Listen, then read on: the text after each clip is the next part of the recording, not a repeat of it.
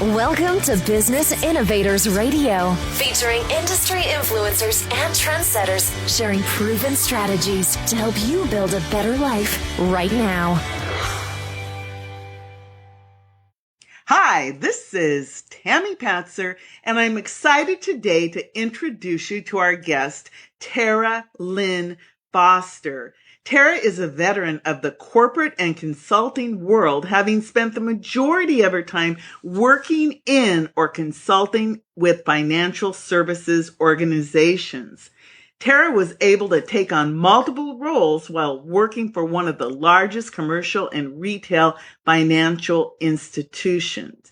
She has such a diverse background, and she left corporate America to pursue her passion for helping others discover what makes them great and to use that knowledge to push past barriers toward increasing success and satisfaction.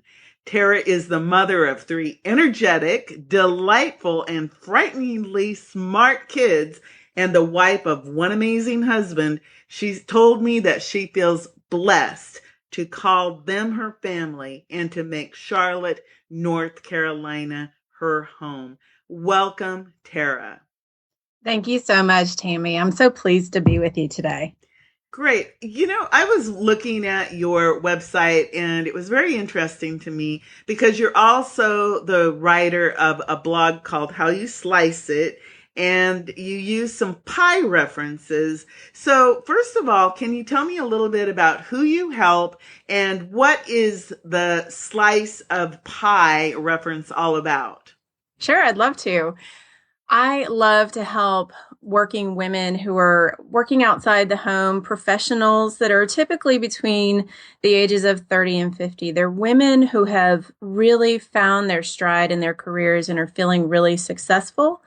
But sometimes they think maybe there's something missing, or they feel stuck, or maybe they even wonder if this is what they really want to do, but don't have the time or energy to figure out what's next. They're my ideal clients. They're the women kind of like me, kind of like how I was before I left the corporate world and really was able to figure out what my passion was and able to pursue it. And the slice of pie reference, it stems from conversations that I had with my colleagues who were also girlfriends in my career. We'd have conversations over coffee about how we could still make time for ourselves in the midst of life changes like marriage and the introduction of children, and then moving on to daycare and elementary school, and how that all would work. And, really the surprise, I think, that I found, and then my friends who married and had kids after I did, we found we lost our time, and all of a sudden we weren't doing the things we really enjoyed anymore. And the best way to explain it was, everybody has a 9-inch pie. It can be a deep dish. It can be a shallow dish. It's the 9-inch pie. And when you're on your own, you slice it up any way you want to, into your career, into your free time. You can slice it up into volunteer activities. I used to have a slice for nap time. I loved my naps when I was in my 20s and 30s. But it's really up to you how you slice it. And then when you introduce new things into your life, you have to create space in that 9-inch pie for them. So you've got to slice it a little differently. And sometimes we slice it up so much, space for other people. One day we look down and poof, our slice has popped out. And we are spending our lives making sure that the wants and needs of those we love and care about and work for are taken care of. But we're missing the slice of pie that belongs to us, that slice that allows us to re-energize, that allows us to be creative, that allows us to really reconnect with the joy that we're supposed to have in our lives. I can actually really relate to this. because I ended up being a single mother working at a career as a newspaper editor. Wow. And so I was juggling between three children Mm. from the ages of 2 to 16 at one time, Jeez. and doing a job. And then I thought I needed to go back to school to get a degree. So I went back to school, got a degree, went back and got a master's degree because a bachelor's wasn't enough. And so I really can relate to the pie. And yes, you do. One day you look down and you say, wait a second, there isn't anything left for me. And then as time goes on, and especially in our world today, if you want to get ahead, you may discover that you're missing some ingredients in this pie. And you mentioned to me during our pre-interview about confidence and how confidence can really make a difference in what you can do with your life and to regain your slice. So can you expand on the confidence piece? Absolutely. I think that the confidence is such a key ingredient to making, slicing the pie the way that is going to be most fulfilling to you. And so really confidence breaks out in three different areas. There's personal confidence, social confidence, and career confidence. We tend to think about those as sometimes compartmentalized, but they blend really nicely over the top of each other and feed each other. Personal confidence is the opportunity that we have to really find out what we value, what we need in our lives versus what we want in our lives. We discover who we are, what we want, and why we want it. And then we're able to use that information to start to draw some boundaries. So if we know what we want, then we automatically know what we don't want. And it's easier for us to politely and diplomatically say no. I actually have a blog post about how to say no that I published a couple of weeks ago. But we can diplomatically say no because we can feel confident in what we do want and what we do want to fit into our pie. So that personal level of confidence is a great foundational layer on which you can build your social confidence. So now you know who you are, what you want, and why you want it. You can talk about it. You can talk about it on social media. You can make sure that your social media profiles reflect the personality and the persona that you want. And you can also talk about yourself in a very clear and concise way. This is who I am. These are the kinds of things I'm passionate about. This is actually what I'm doing right now to live that passion. Or these are the parts of my job that I really enjoy. You get to know yourself well enough so that you're very comfortable talking about yourself. For the professional world, you compare it to the dreaded elevator speech and how packaged that can sound. But when you have your personal confidence in place and that foundational level, talking about yourself becomes so much more natural. And it may be an elevator speech in the sense that it's 30 seconds or 60 seconds, but it's coming from a very natural and flowing place. So once you have that social confidence, you can then move that into career confidence, which is how you show up in that summary section on your resume, how you answer your interview questions, what you're really good at, what your challenges are. Some of those things that can be very challenging entering into a new job, but even when you're in an existing position, how do you get that promotion? How do you speak up at the table? I mean, we hear a lot about Sheryl Sandberg and leaning in, and Amy Cuddy is a proponent of presence. And so we hear a lot about being present, and we hear a lot about executive presence. But for some reason, we still, even when we get a seat at the table, we have trouble speaking up. So having that level of confidence about what's important to you and knowing what you want and being able to talk about it, that social confidence, when you get that seat at the table, you are more prepared to lean in more naturally. So there's a lot to be said for taking your personal confidence, your social confidence, and bringing it to the career stage, not just for leaning in, but also for your day-to-day communication. How can I communicate better what I want, what I need? How can I advocate for my people better? What about managing conflict? So I have another blog post that highlights handling conflict, not just in the office, but in life. Do you fix it or do you fake like it's okay? When you fake like it's okay, it's more damaging to you than it may be if you try to fix it. But handling that in a diplomatic way requires you to really be confident in who you are and what you want and knowing why you want it so that then you can present that in the most natural and most diplomatic way.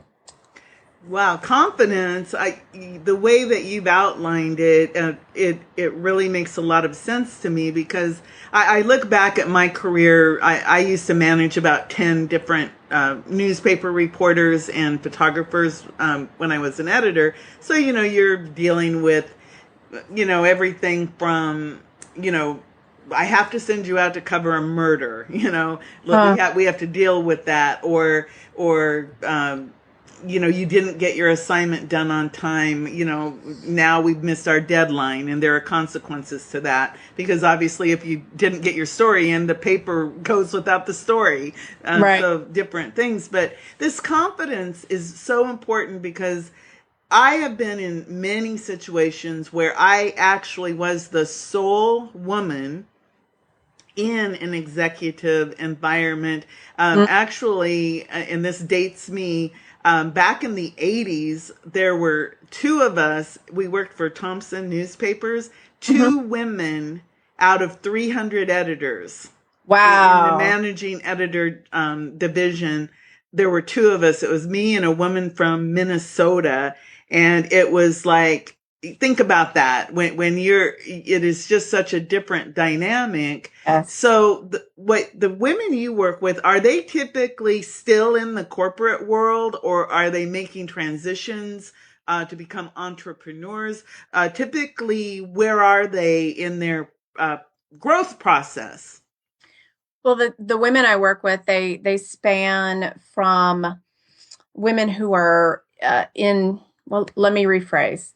The women I work with are most often in a period of transition, and those transitions can be a independent contributor to a manager role, and I need help figuring out this new how to delegate and how to manage without micromanaging or all the issues that come with that.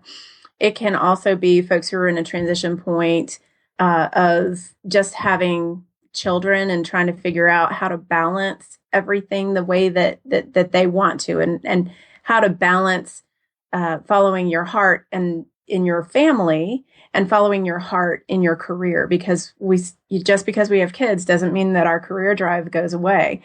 And it's also folks who are well into their careers and are wondering, am I in the right place? Am I in the right job at this company? Do I need a different job at this company? Do I need to change companies or industries? Or maybe the best thing is for me to be an entrepreneur, but I have no idea what that path is yet. Those are the kinds of people I work with to really iron out what's most important to you. What's your personal brand say about you? I have a workshop that I do with my clients around developing their personal brand statement, which is really about how you want to be seen because of what you can deliver. And I find a lot of times when we understand that and we kind of, wrap it up in values and needs and wants, we start to see a different picture of either how we can make things work in the company or job that we're in, or that we need to make a bigger shift. So then I work with my clients on how to make a comfortable transition from where they are to where they want to be. I think that everybody needs someone like you to just almost like the mentor mom is how I always kind of see it. It's like you need somebody who gets you, but someone who's not going to be soft on you, a mentor mom type person. So you actually have some coaching coming up this summer. Can you tell me a little bit more about what's involved in that? Yes, I certainly can. I have opened up registration for a group coaching program that, because of the audience I'm speaking to, I'm calling the group coaching summer camp. So you spend as a mom, specifically, you spend a lot of time searching for and registering your kids for these great summer camps. Um, but it'd be great if you took some time for yourself and you got a summer camp too. So I've opened up this group coaching summer camp, and we're really going to focus on those areas of confidence as kind of that personal confidence level. So for the folks who are maybe thinking about whether coaching is right for them or not, but they're not ready to take the leap into a one-on-one coaching experience, this is a great way to dip your toe into the coaching pool, where we'll talk about feeling maybe you're overcommitted, or maybe you have trouble saying no. Maybe you want to get clear with the vision for your life or your career. These are the kinds of things that we're going to be talking about in the 7-week program that I'll be running, and it starts July 11th. Is this an online program? Oh, I'm so excited that you asked that, Tammy.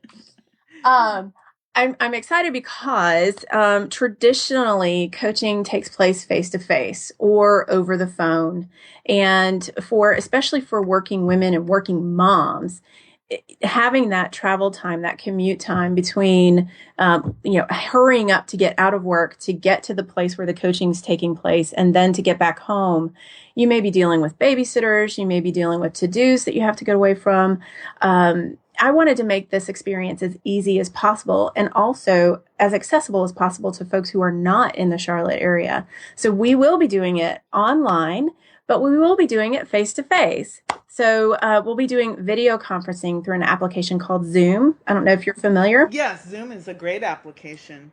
A big heart Zoom. But we'll be doing this face to face, and we'll be doing it at 2 different times. We'll have a noontime Eastern call, video chat, and we'll have an 8 p.m. Eastern time call. So what my intent is to catch people either when they have a lunch break, so you can get to the Zoom app on your cell phone or on a tablet. So get out of the company firewall, which can be a hang up, and get yourself some time at lunch, or after you have gotten home, everybody's settled, you've had dinner, the kids are taken care of, then go to your office or a comfy couch, grab your favorite drink, and it's time for group coaching.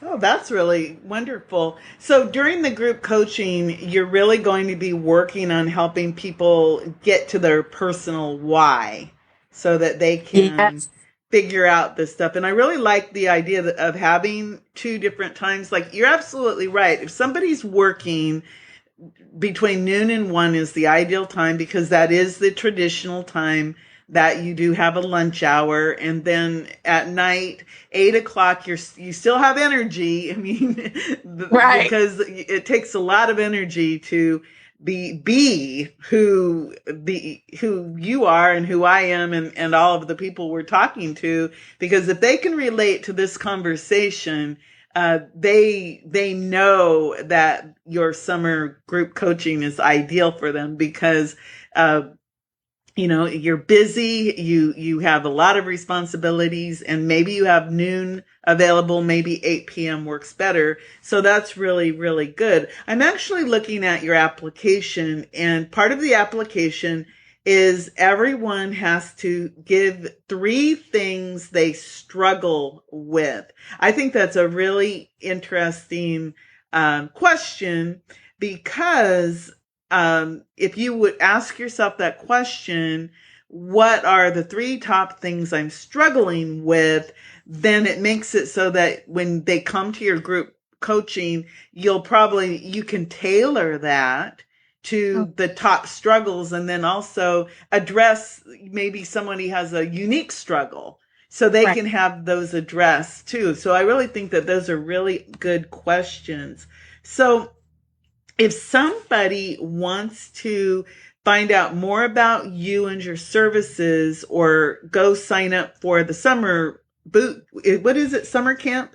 I want to call it group coaching. Group coaching summer camp. Okay, because it's funny that you mention that, because we spend so much time figuring out the plans for the kids or other people for the summer. It's interesting that you brought that up, because my grandson is visiting. So I spent tons of time looking at all of the activities that he could do so that I could still work.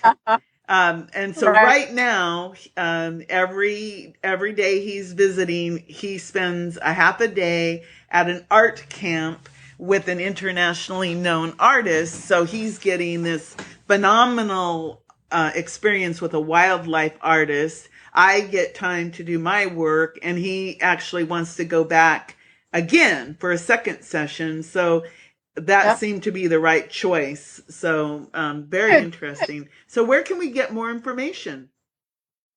Well, the best way is to go to my website, which is www.TaraLynnFoster.com. Okay. If you want to go directly, there will be a connection there to click on Work With Me, which will take you to the group coaching page, or you can go directly to the group coaching page, is TaraLynnFoster.com/group-coaching. Perfect. Question, and I know that because I've done a lot of training, everyone wants to know that will they be able to get recordings if they happen to miss a session? Absolutely. Okay, so if you sign up for In the Summertime Group Coaching Summer Camp, which starts July 11th, so I'm trying to get this show aired before that, definitely talk to Tara Lynn Foster. Go to her website, TaraLynnFoster.com. And that is, by the way, TaraLynn Foster, Foster. And the cool thing there also that Tara has is she also speaks and does workshops and executive and leadership coaching and consulting. So check out her website, because you can see how she may be able to help you with some of your corporate issues where you may need a speaker, or help your women executives lean in or learn how to have this confidence. So I think it's a really good opportunity to get more information about Tara. So Tara, thank you so much for sharing all your tips about the slice of the pie. And I really loved talking about confidence. That was really powerful. Thank you so much, Tammy. It's been a pleasure. And I just want to mention, if anyone wants to reach out to me directly, the email address is tara@TaraLynnFoster.com. Thank you. This is Tammy Patzer. Go make it a great day. Thanks for listening to Business Innovators Radio. To hear all episodes featuring leading industry influencers and trendsetters, visit us online at businessinnovatorsradio.com today.